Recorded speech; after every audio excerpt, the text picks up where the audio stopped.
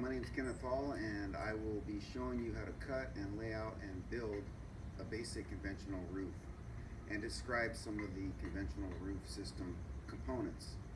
I'm shooting this video without any help, so I'll be stopping and starting here and there. It'll be very quick and brief, but to the point, and so hopefully you can learn a little something and be able to do this yourself. I was always intrigued with roof framing and stair building, even though in the trade that I was in, I didn't get to do a lot of that. I got to do a lot of concrete stairs, and I did get to cut in some conventional roof systems on some projects on the side from my regular job. I've been a carpenter for over 30 years. I really love this trade, and anyways, I just like roof building. It's really interesting. Hopefully you find it interesting too. So give me a moment and I'm going to show you how to cut the conventional roof, okay?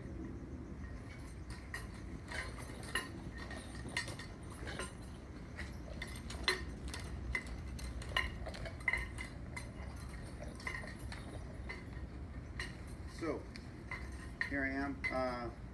This is kind of an example. This is an example of how it would look.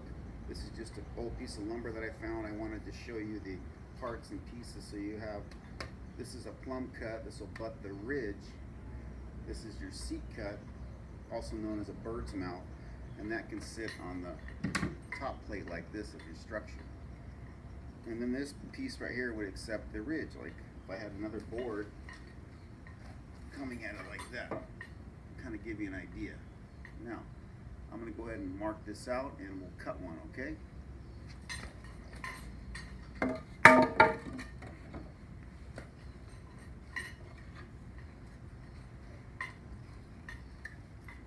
This is a framing square.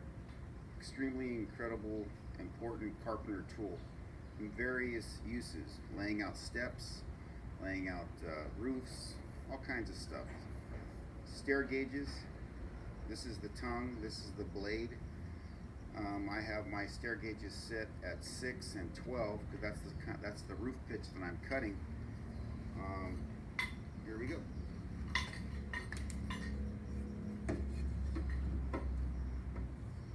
So right now what I'm going to do, I'm going to mark my plumb cut, but I will be deducting from this later for the thickness of my ridge, and I'll explain.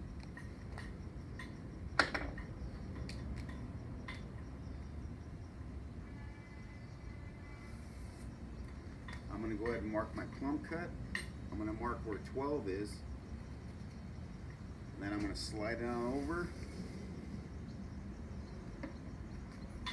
I don't need to mark this one because I'm not cutting it there. It's just an indicator where I'm stepping out on my roof, okay? On my rafter, I should say. Marking 12 again. Slide it on over. I'm going to give myself a 6-inch tail on this rafter. That's how much it's going to extend past the structure of the little house that we're building. So I'm going to go ahead and I'm going to count off 1, 2, 3, 4, 5, 6. Make a little mark there. Slide that over. I'm going to mark that. That'll be the end of my rafter. And it'll be a plumb cut with the structure. Meaning vertically it'll be plumb. Now, I also need to mark my seat cut. So I'm going to slide on back to where my plate meets the rafter. I'm going to go ahead and mark this one. And I'm going to slide this. You can only be approximately 1/3 of the material on your seat cut. Go ahead and mark that.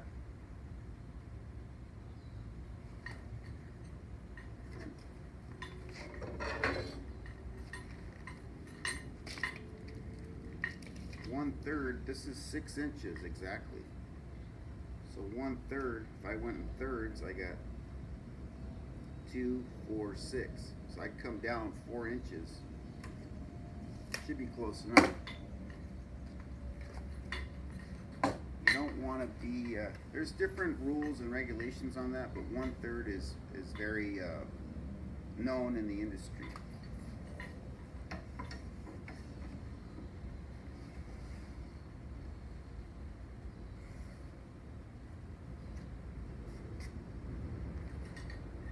Oh, another thing, when I'm marking a plumb cut, any mark that I make here is plumb. This is horizontal or level.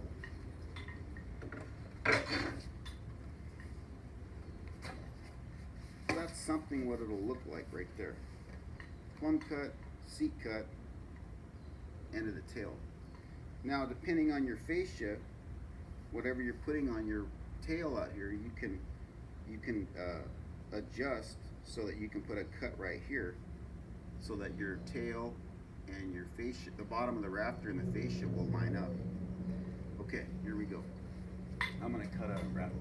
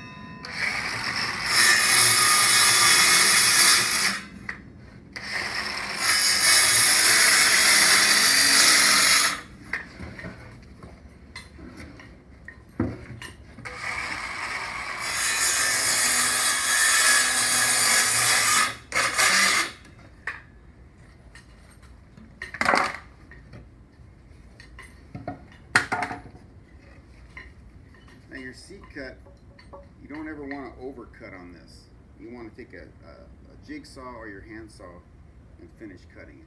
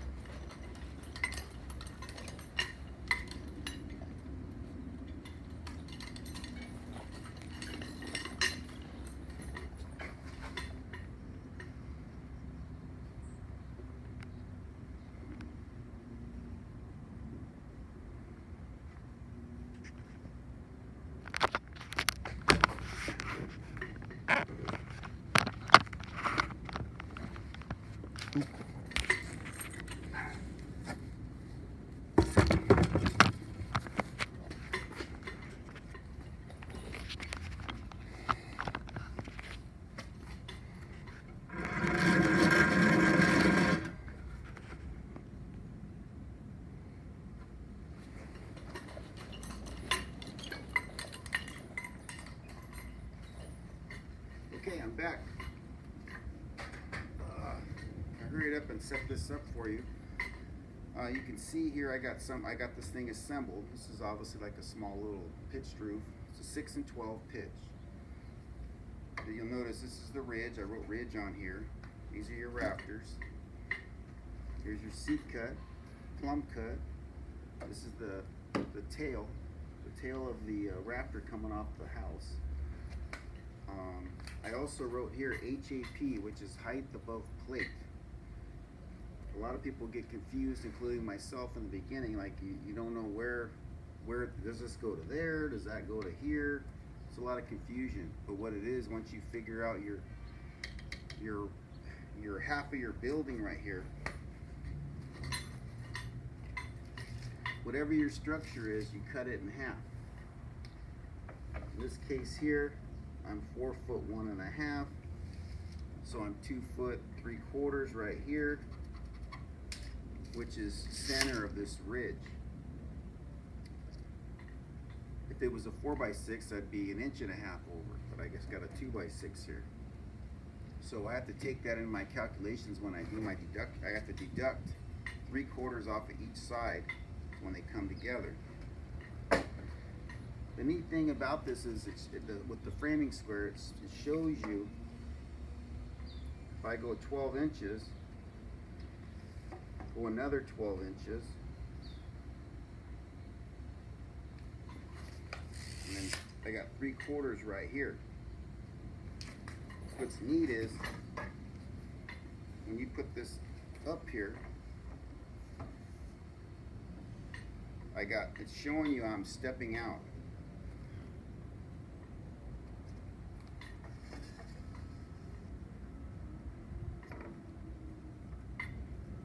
Right there. You can see that I'm pretty much dead in line with my edge of structure right here. You can see that. Now if you were just laying it on here and stepping out away, you can see that plumb or square. Over here, same thing. I'm going to be square with this thing again. Anywho,